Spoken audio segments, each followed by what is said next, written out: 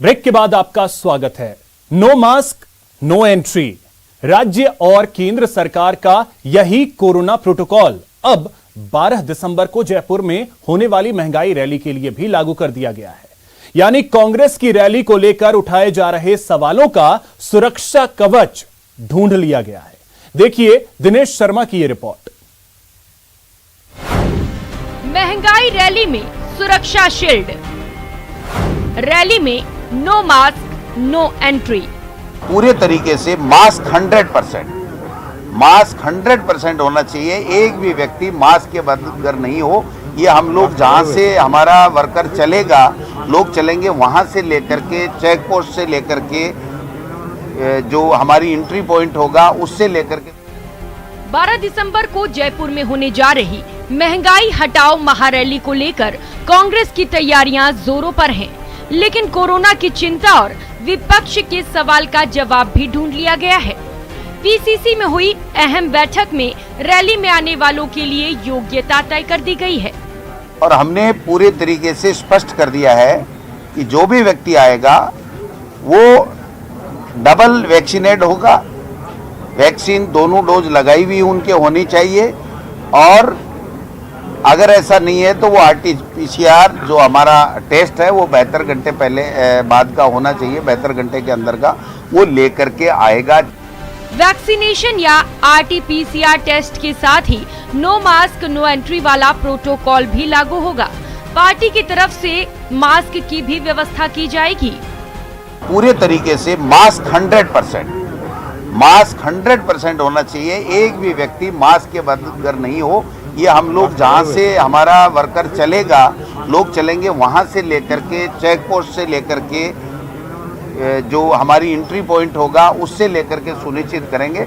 और हमने वहाँ पर 2 लाख मास्क अलग से वहाँ रखे हैं। हर गेट के ऊपर जहाँ से भी एंट्री होगी 100% अगर वो मास्क लगा रहा है तो ही उसको एंट्री करेंगे और नहीं होगा तो उसको मास्क हम लोग दे देंगे।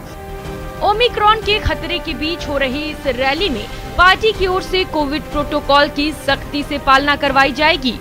वहीं एक बार फिर से दावा किया गया कि रैली ऐतिहासिक होगी। तो लोगों में उत्साह है और आक्रोश भी है केंद्र की मोदी सरकार के खिलाफ। और वो आक्रोश अब किस रूप में, कहां कितने लोग आ जाएं, आप अंदाज नहीं लगाओगे। हमने जो हमारा आइडिया लगा रखा है उससे भी कहीं ज्यादा आने वाले हैं लोग बाग। अब आप देखिए जयपुर में 1200 बड़ी बसों की बात लोग कर रहे हैं कि साहब हम 1200 बसें तो हमको चाहिए, हम भरेंगे। माना जा रहा है कि बड़ी संख्या में पार्टी के देश भर के बड़े नेता इस रैली में शामिल होंगे। 12 दिसंबर को एक ही फ्लाइट में दिल्ली से 180 नेताओं के दिल्ली से जयपुर पहुंचने की भी खबर है। रैली की व्यवस्थाओं का जिम्मा संभालने के लिए पार्टी ने 11 समितियां गठित की हैं, यानी महारैली की महा तैयारी की जा रही है। सुरक्षा के साथ ही कोरोना के खतरे को लेकर खास व्यवस्था की गई है। Dinesh Sharma, news 18 network, Jaipur. अब बात मरीजों पर आफत की। रेजिडेंट डॉक्टर्स की हड़ताल मरीजों पर भारी पड़ रही है। इलाज के लिए आए मरीजों को डॉक्टरों का इंतजार करना पड़ रहा है। सबसे ज्यादा परेशानी ओपीडी में हो रही है।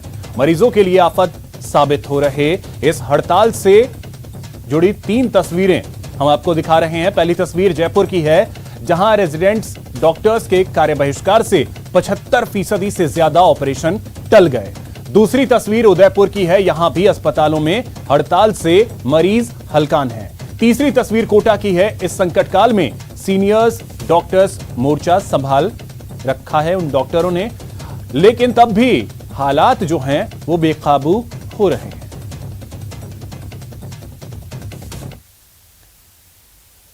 तो रेजिडेंट डॉक्टर्स हड़ताल पर हैं, जिसके कारण मरीजों की मुश्किलें लगातार बढ़ती जा रही हैं। अस्पतालों में इमरजेंसी को छोड़कर रूटीन ऑपरेशन टाले जा रहे हैं। प्रदेश के सबसे बड़े SMS अस्पताल में रूटीन ऑपरेशन 75% तक कम हो चुके हैं।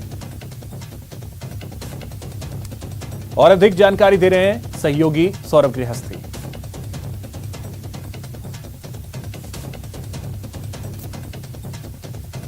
और जो रेजिडेंट डॉक्टर्स हैं वो 8 सूत्री मांगों को लेकर कहें तो अड़े हुए हैं और जो मांगे हैं ग्राफिक्स के जरिए हम वो भी आपको दिखा रहे हैं कि उनकी प्रमुख मांगे जो हैं वो क्या क्या हैं।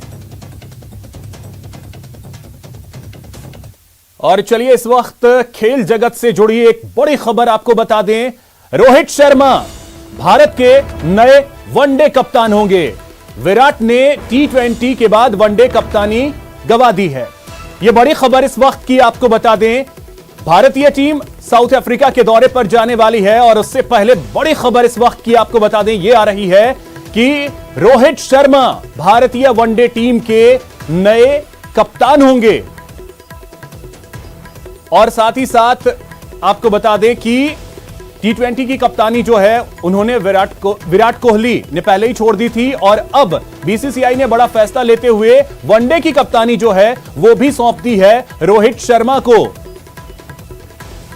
साथ ही बड़ी खबर यह भी है कि रोहित शर्मा जो हैं वो टेस्ट टीम के उप कप्तान भी होंगे। तो भारतीय टीम को साउथ अफ्रीका के दौरे पर जाना है और उससे पहले यह बड़ी जानकारी इस वक्त आपको बता दें। T20 के बाद वनडे टीम के कप्तान होंगे रोहित शर्मा। सरकारी स्कूलों में फिर बदलेगी ड्रेस। यह बड़ी खबर इस वक्त की आपको बता दें। अगले सत्र से स्कूल ड्रेस जो हैं वो बदल जाएंगे।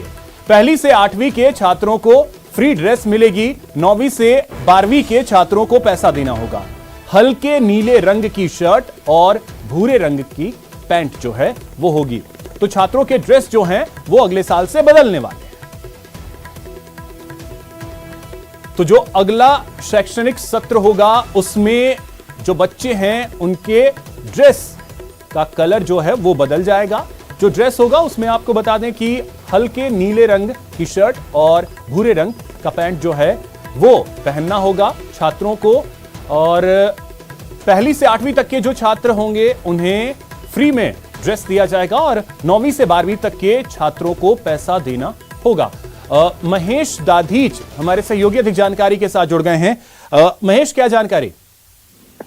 देखिए, बिल्कुल ये बड़ी खबर है कि स्कूल शिक्षा विभाग में खासतौर पर पिछले बीजेपी सरकार के दौरान जो पोशाक है शाला का वो बदला गया था और इस बार जो है कांग्रेस सरकार ने सत्ता में आने के साथ में ही जो है पूर्व शिक्षा मंत्री गोविंद सिंह डोटासरा ने भी ऐलान किया था कि जो विद्यार्थियों की ड्रेस है वो ठीक नहीं है, उसे बदला जाएगा और विद्यार्थियों को निःशुल्क जो ड्रेस है वो दी जाएगी। तो इस पर अब आदेश भी जो है वो जारी हो चुका है और विद्यार्थियों के लिए खासतौर पर छात्रों के लिए जो है हल्के नीले रंग की कमीज और गहरे भूरे रंग की नेकर या पैंट तय की गई है, जबकि छात्राओं के लिए हल्के नीले रंग का कुर्ता, शर्ट या फिर गहरे भूरे रंग की जो सलवार स्कर्ट है या गहरे भूरे दूसरा रंग का जो दुपट्टा चुन्नी है वो तय किया गया है। जबकि शीतकाल में यही जो गणवेश और पोशाक है वो गहरे भूरे रंग का होगा। कोट और स्वेटर जो है वो विद्यार्थी पहन सकेंगे। तो रंग जो है वो यहाँ पर शिक्षा विभाग ने तय कर दिया है। लाखों विद्यार्थियों के लिए जो है शिक्षा विभाग ने राहत की बात ये की है कि कक्षा 1 से लेकर कक्षा 8 प्रदेश के छात्रों के लिए बहुत बड़ी खबर। बहुत शुक्रिया महेश आपका तमाम जानकारी के लिए।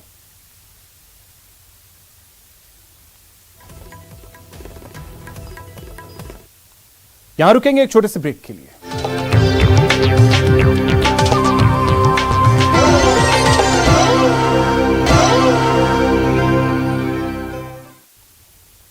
ब्रेक के बाद आपका स्वागत है। अलवर में विद्या के मंदिर में गैंगरेप की खबर से हड़कंप मच गया है। प्रिंसिपल सहित 9 शिक्षकों के आरोपी बनाए जाने के बाद मामला गंभीर हो गया है। हालांकि इस मामले में कई पेच सामने आ रहे हैं। शिक्षा के मंदिर में हुए पाप ने पकड़ा तूल। क्या वर्चस्व की लड़ाई में बदनाम हुआ स्कूल? सिर्फ वर्चस्व की लड़ाई है यहाँ। अगर मैं इसमें ज्यादा मेरा वर्चस्व रखूं, मैं सब तो मैं रखूं। सीनियर आदमी जूनियर को कुछ नहीं समझ रहा, जूनियर आदमी सीनियर को कुछ नहीं समझ रहा। पीड़ितों के परिजनों के बयान में पेच बड़े हैं। मेरी भौरिया और मेरा लड़का सरासरी झूठे हैं। शिंबू जाटू को बोला, उसकी बहू सरासरी झूठे। कल की तारीख का जो केस हुआ है। आरोपियों के साथ गांव वाले भी क्यों खड़े हैं? आपको क्या लगता है, रिपोर्ट सही है कि गलत है? आप निस्तारण करो। अच्छा, अलवर में एक स्कूल में गैंगरेप और छेड़खानी की खबरों से भूचाल मच गया है। एक नहीं बल्कि स्कूल के प्रिंसिपल सहित 9 शिक्षकों के खिलाफ 3 अलग अलग केस दर्ज होने के बाद हड़कंप मच गया। मामला मांडल थाना इलाके के एक स्कूल का है, जहां की 4 नाबालिग छात्राओं ने गैंगरेप और छेड़खानी के आरोप लगाए हैं। इसमें कई महिला शिक्षकों को भी आरोपी बनाया गया है। मामले की गंभीरता को देखते हुए भिवाड़ी एसपी राममूर्ति जोशी, सीपीओ सरिता यादव जांच के लिए मौके पर पहुंचे तो मामले में कई पेच सामने आए। सबसे बड़ा पेच एक पीड़िता के दादा के बयान के बाद ही आया, जिसमें उसने अपने बेटे और बहू पर झूठे केस दर्ज कराने के आरोप लगाए हैं। मेरी बहुरिया और मेरा लड़का सरासरी झूठे हैं। शिंबू जाटू को बोला, उसकी बहू सरासरी झूठे। कल की तारीख का जो केस हुआ है, किसकी बात कर रहे हो? जो केस दर्ज कल शाम को मेरी बोरिया 9 बजे दस्तखत करके ये थाने में, और 10 लाख रुपए वो इतना ही नहीं, गांव के भी कई लोग आरोपी प्रिंसिपल और शिक्षकों के साथ खड़े नजर आ रहे हैं। गांव के लोगों का कहना है कि पूरा मामला शिक्षकों के आपसी वर्चस्व की लड़ाई से जुड़ा है। और इनकी कोई आपस में या कोई बीघा 2 बीघा जमीन तो गांव में है नहीं, या इनके नाम से स्कूल भी नहीं है जो आपस में इनका बट रहा हो। सिर्फ वर्चस्व की लड़ाई है यहाँ। अगर मैं इसमें ज्यादा मेरा वर्चस्व रखूँ, मैं सब तो मैं रखूँ। सीनियर आदमी जूनियर को कुछ नहीं समझ रहा, और जूनियर आदमी सीनियर को कुछ नहीं समझ रहा। अब एक प्रिंसिपल है तो उसके नीचे स्टाफ को काम करना पड़ेगा, लेकिन नीचे वाले नहीं करेंगे तो प्रिंसिपल को कार्रवाई करनी पड़ेगी। प्रिंसिपल कार्रवाई करता है तो उसको मुकदमे झेलने पड़ते हैं। मामले की जांच के लिए मौके पर पहुंची सीबीओ सरिता यादव ने कहा कि सभी संबंधित पक्षों से बात हो रही है और मामले में उचित कार्रवाई की जाएगी। लगाया गया शिक्षकों पर क्या मामला है पूरा और किस तरह की जांच है? सर, अभी हम इसकी तथ्यात्मक रिपोर्ट देख रहे हैं, जांच जारी है, जो भी होगा सामने। बच्चियों से पूछताछ की तो क्या कुछ निकल के आया सामने? नहीं, अभी तो कुछ नहीं निकल गया, बच्चियां तो मना कर। तो जांच जारी है आपकी? जी हाँ, जांच। वहीं मौके पर पहुंचे भिवाड़ी एसपी राममूर्ति जोशी ने पूरी घटना की जानकारी ली और लोगों से अलग अलग बात की। उन्होंने 3 केस दर्ज होने की बात कही और बताया कि पूरे मामले की जांच के बाद ही पुलिस आगे की कार्रवाई करेगी। पुलिस की माने तो इस मामले में 1 साल पहले यौन शोषण के आरोपी शिक्षक देव प्रकाश की भी भूमिका हो सकती है। बालिकाओं और विद्यालय के शिक्षकों के आरोप लगाए हैं, तो उसमें मैं स्वयं जांच को सुपरवाइज करने और ग्राउंड लेवल पे जाके सारी चीज सभी पक्षकारों से मिलने, और उसके लिए यहाँ पे मैंने अभी स्कूल में आया हूँ और गाँव वालों से भी मैंने बात की है, संबंधित पक्षकारों से भी मैं बात कर रहा हूँ, और इसमें हमने प्रकरण दर्ज कर लिए हैं और गहनता से हमारा अनुसंधान जारी है। मामला अत्यंत ही गंभीर है। अगर शिक्षा के मंदिर में छात्राओं के साथ कोई पाप हुआ है तो मामले में कड़ी कार्रवाई की जरूरत है। साथ ही इस बात का भी ध्यान रहे कि आपसी वर्चस्व की इस जंग में गांव बदनाम न हो और गुरु नाम की पवित्रता बरकरार रहे। न्यूज़ 18 राजस्थान के लिए अलवर से राजेंद्र शर्मा की रिपोर्ट। और चलिए अब बात करते हैं साल की सबसे चर्चित शाही शादी की। विकी कौशल और कटरीना कैफ की शादी पर बड़ा अपडेट आपको दे दें। हल्दी के बाद संगीत सेरेमनी। जी हां, आपको बता दें कि पंजाबी सिंगर मांझ म्यूजिक, निंदी कौर की परफॉर्मेंस, गुरदास मान, शंकर महादेवन भी अपने सुरों का जादू बिखेरेंगे। वीवीआईपी मेहमान कार्यक्रम में शामिल हैं। 6 सेंस बरवाड़ा फोर्ट में कार्यक्रम है। विकी कौशल और कटरीना कैफ की शादी कल होनी है होटल के बाहर। बेहद कड़ी सुरक्षा व्यवस्था देखने को मिल रही है।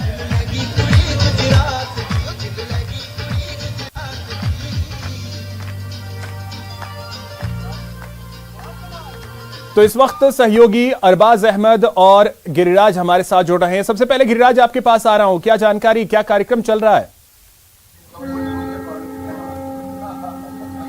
जी अभिषेक, देखिए आज का जो कार्यक्रम है वो इस तरीके से है। मैं आपको जानकारी दे दूं कि आज सुबह 12 बजे से लेकर के और 1:30 बीच में आज हल्दी की रस्म अदा की गई थी। विधिवत पूर्वक ये रस्म अदा की गई। महाराष्ट्र से अदा की गई। कैटरीना कैफ को हल्दी का तिलक लगाया गया और इसके अलावा जो आर्टिस्ट हैं उन्होंने भी उनके हाथों में हल्दी लगाई, उनके पैरों में शगुन के तौर पर हल्दी लगाई। इसके अलावा जो परिजन थे उन्होंने भी शगुन के तौर पर कैटरीना कैफ को हल्दी लगाई। इसके बाद में दिन में लंच का कार्यक्रम आयोजित किया गया। मैं आपको यह भी जानकारी बता दूं अभिषेक कि इस लंच के अंदर 30 तरह की डिशेज को शामिल किया गया था। और इसके अलावा जो शाम का अभी जो डिनर का कार्यक्रम होगा, उस डिनर के कार्यक्रम में भी सवाईमाधोपुर जिला मुख्यालय के जो जोधपुर मिष्ठान भंडार है वहां से 8 किलो की अलग अलग तरह की कम से कम 2 दर्जन की तरह की जो मिठाइयां हैं वो यहां पर मंगवाई गई है। इसके अलावा अभी थोड़ी देर में तो शाही शादी है, शाही तरीके से हो रही है। अरबाज, आपके पास क्या जानकारी? देखिए, अभी जो सिलसिला है यहाँ पर रस्मों का वो जारी है। अभी जैसे बताया कि गिरिराज ने कि भाई आज हल्दी की रस्म अदा की गई, इसके साथ ही साथ जो ब्राइडल मेकअप है वो शुरू कर दिया गया है क्योंकि कल शादी होनी है। मंडप की तैयारी शुरू कर दी गई है और जो बारात के लिए भी खास तैयारी, क्योंकि फोर्ट के अंदर ही बारात निकाल करके तमाम रस्मों को पूरा किया जाएगा ऐसा बताया जा रहा है। तमाम तैयारियां पूरी हो चुकी हैं। खास तौर पर जो लोग हैं वो पहुंचना शुरू हो गए हैं। अभी कुछ देर पहले यहाँ पर जो है फोर्ट के अंदर तेज म्यूजिक की धुनें सुनाई दी थी जिसमें पंजाबी बिल्कुल अरबाज, तो शाही तैयारी और शाही तरीके से हो रही है, तैयारियां भी शाही तरीके से। बहुत शुक्रिया आपका, और गिरिराज आपका भी बहुत शुक्रिया तमाम जानकारी के लिए। फिलहाल इस बुलेटिन में इतना ही। नमस्कार।